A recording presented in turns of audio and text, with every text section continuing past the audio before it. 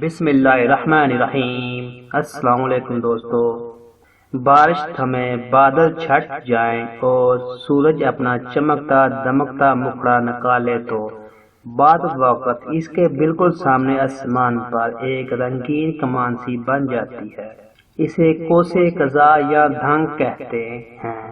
یہ صرف دن میں دکھائی دیتی ہے، رات میں نہیں، کیونکہ یہ سورج کی روشنی سے ہی بنتی ہے۔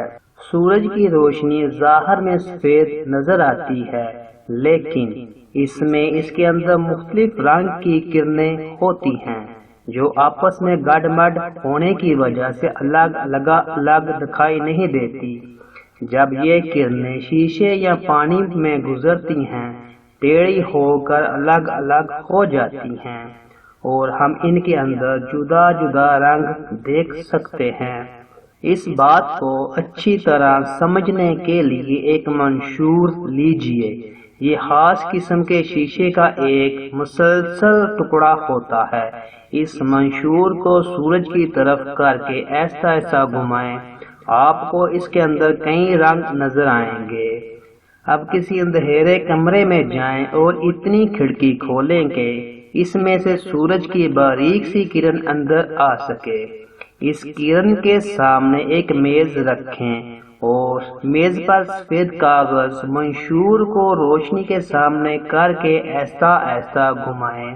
کاغذ پر رنگین دھنک سی جھلملاتی نظر آئے گی۔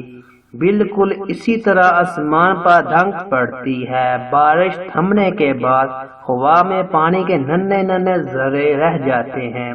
سورج کی کرنیں ان ذروں میں سے گزرتی ہیں تو ٹیڑھی ہو کر الگ الگ ہو جاتی ہیں اور ہم کمان کی صورت میں ان کے علیحدہ علیحدہ رنگ دیکھتے ہیں، مگر یہ تماشا تھوڑی دیر کے لیے ہوتا ہے۔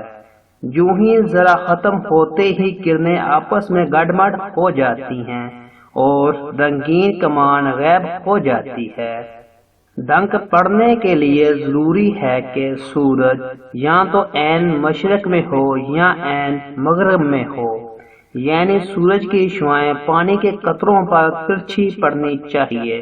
اگر سورج مشرق کی جانب ہوگا تو دھنک مغرب کی طرف پڑے گی اور مغرب کی جانب ہوگا تو مشرق کی طرف۔